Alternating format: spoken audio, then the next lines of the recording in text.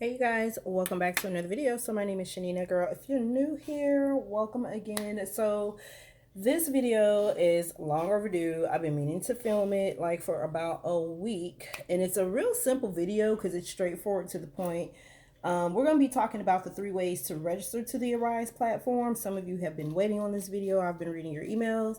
And I think when I first mentioned that I was going to do this video, the way that I worded it was like the pros and cons, but it's really not a pros and cons sort of deal. It's more like a things that you should think about, because at the end of the day, it's really going to be based on preference. There's no wrong way to register to the platform.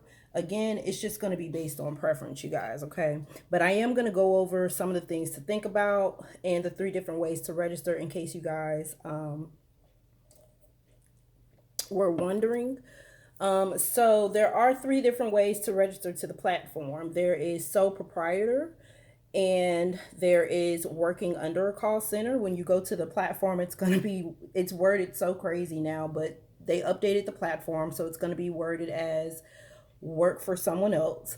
I don't know why they chose that wording, but anyway, because at the end of the day, you're still working for yourself. You're just anyway, so we'll talk about it. So the other way is to just start your own virtual call center.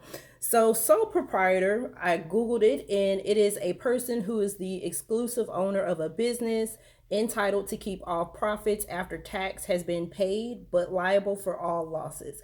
So again, when you see sole proprietor, it's not a negative thing. I don't want you guys to see all 3 options and start to go into a negative mindset about it, because it's really based on preference, okay? So if you want to do sole proprietor, that's you basically just saying that you solely want to work by yourself. And there's nothing wrong with that. You're in charge of your own stuff. The pro to that, well, the pro, here I go again with the verbiage, but one of the things to think about with that option is you don't have to pay an IBO admin fee because you're not working for a call center. Now, you still are responsible for the platform usage fee, which is $19.75 per pay cycle. We get paid twice a month, and so that will be a deduction that you'll see on your payroll once it hits your account as a sole proprietor. When you get your payroll deposit from Arise, that will automatically be deducted. So you'll notice that when you get your invoice, when you log into the portal and you start actually servicing for a client and you're receiving payroll deposits, you'll see that as a deduction. Not, I'm sorry, you'll have 2 different invoices. You'll have your pay invoice, and then you'll have your invoice for for the platform usage fees. So you're able to see both, print them out at the end of the year, you know, keep it around for your taxes and everything like that. So you're still, again, responsible for paying taxes though, okay? So as a sole proprietor, self-employed, work for yourself, it doesn't even matter how you want to word it. At the end of the day, you're an independent contractor legally. So you are still responsible for paying taxes, but instead of us paying taxes every time we get paid, whereas with a W-2 scenario, you've got your federal already coming out, you got your state already coming out, FICA, Medicare, and then any other additional deductions that you have coming out of your payroll, I don't know, dependents, I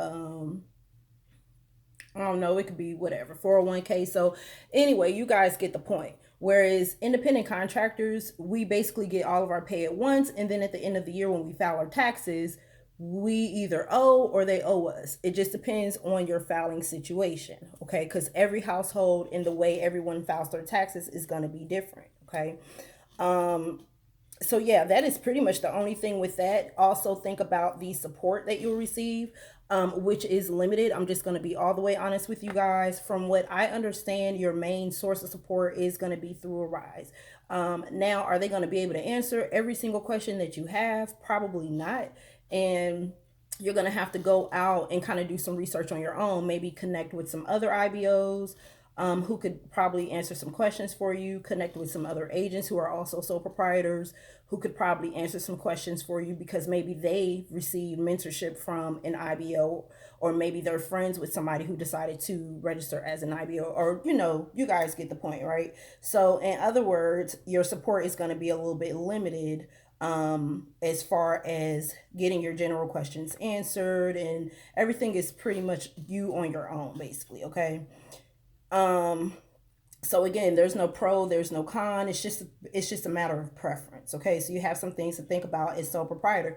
Now, do a lot of agents register as sole proprietor? Yes. Do some agents enjoy just being sole proprietor? Yes. Do some agents feel like they could use some more guidance or some additional support? Yes. So what happens is they will transition into working under a call center, and there is nothing wrong with that. I've noticed, from me being online and kind of networking with other agents and all that, and other IBOs, I've noticed that that has been a thing, and there's nothing wrong with that, okay?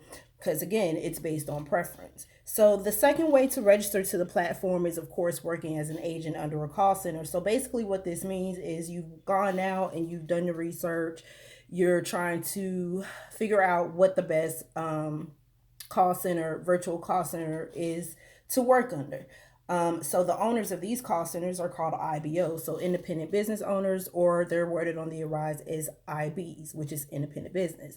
So these businesses are partnered with the Rise to bring on agents like you or potential agents like you. And so they're like your middleman almost. So we do we give you your updates, we communicate with you on any changes, guide you through the registration process, handle your payroll for you, and whatever other services that the independent business offers, because all independent businesses are home based virtual businesses, so everyone does their business differently. Now, as far as the admin IBO fee, there are some call centers that charge IBO fees. I charge a IBO fee because it's business logic. You can't be in business and not make a profit, right?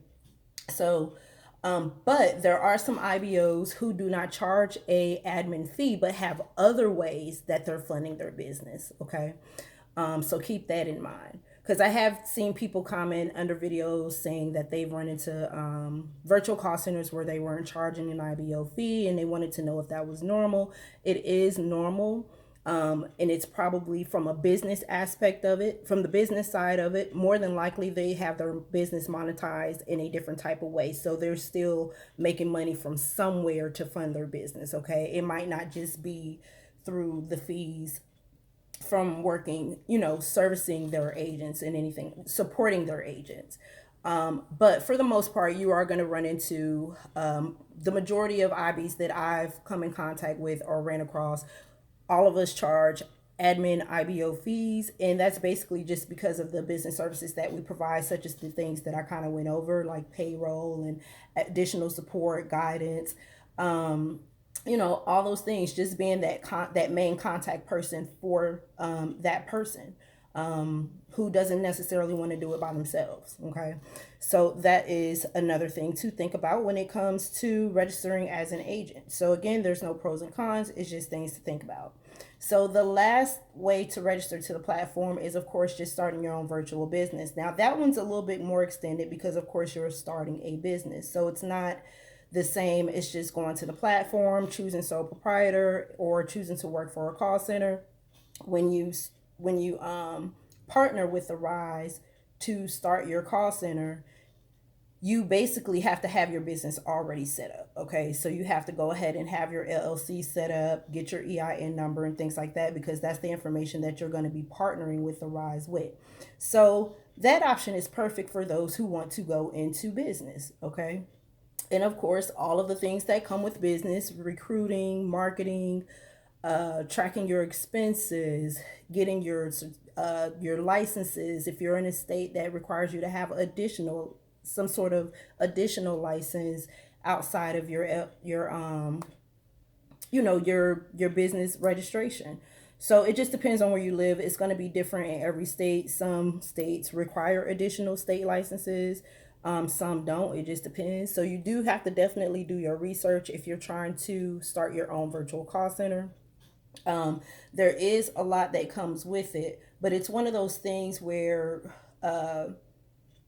if it's something that you want to do, then you definitely are going to want to do your research first. Here's what I would suggest, because I had someone ask me this. Now there are also, remember when I said that there's some agents that sign up as sole proprietor and then they feel like they need additional guidance, so they go ahead and transition over to working under a call center. Well, it's the same thing kind of happens with working under a call center and then transitioning into an IBO, which is what I did. I worked as a call center agent, strictly a call center agent, for 4 years, and then decided to transition into my own IBO.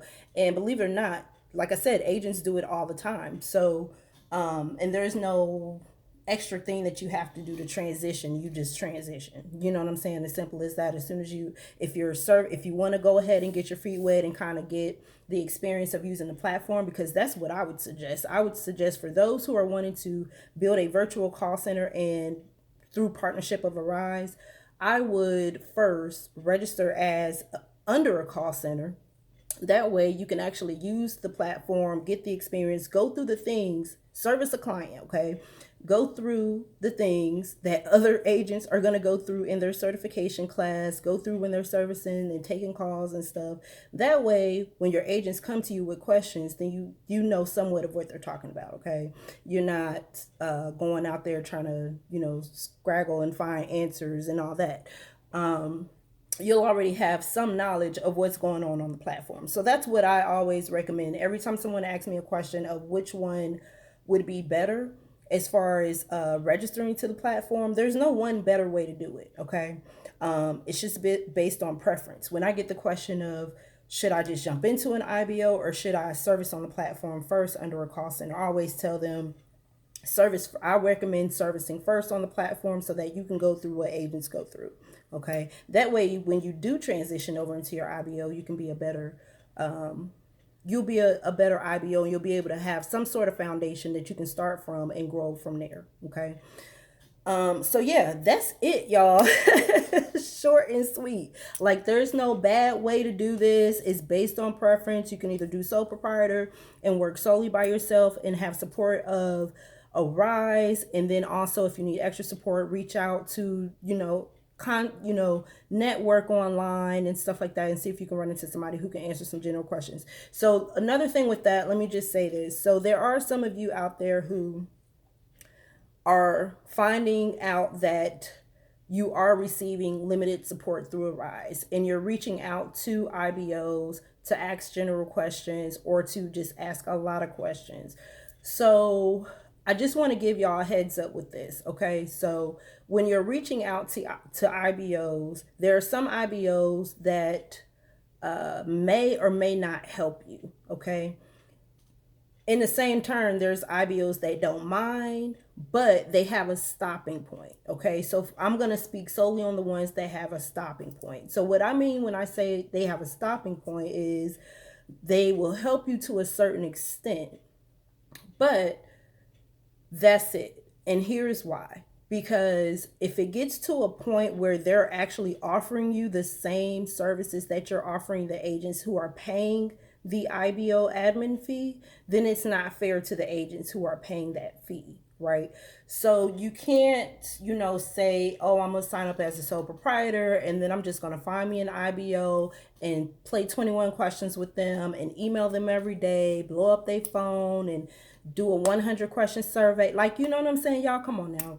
Come on. I'm not saying that's happened to me, but what I'm saying is it's almost gotten to that point with me, okay? And I had to stop because I was like, okay, wait a minute.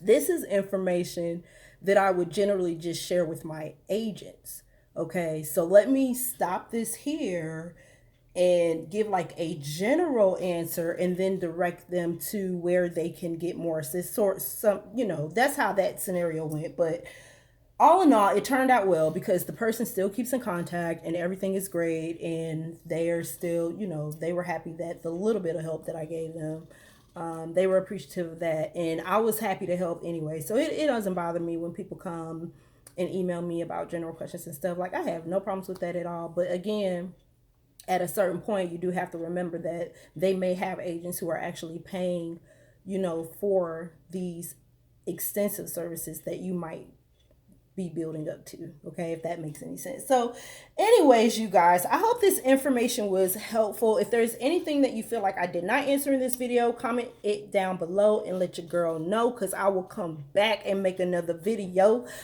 Oh, okay, anyway, bye y'all. So y'all hit the like button if you like the content. Make sure you're subscribed and hit the notification bell. Make sure it's on all, because gosh, you guys, I don't know what's happening in the YouTube streets, but you know, it is what it is. So thank you guys for joining me today, and I'll see y'all on the next video.